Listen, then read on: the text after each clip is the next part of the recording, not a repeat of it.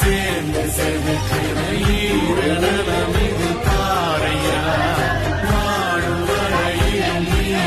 எதற்கிற கடமை இருக்கு கேளையா கோடி விளக்காயேந்தி கிடந்த வீடு இருண்டது ஏனையா மாட விளக்காரி வரத்தா வீடு ஏங்கி இருக்குதையா எத்தனை சாமி வந்ததையா இது எந்தெந்த சாமி தந்ததையா எத்தனை பாட்ட சொன்னதையா அத சுத்துற பூமி கண்டதையா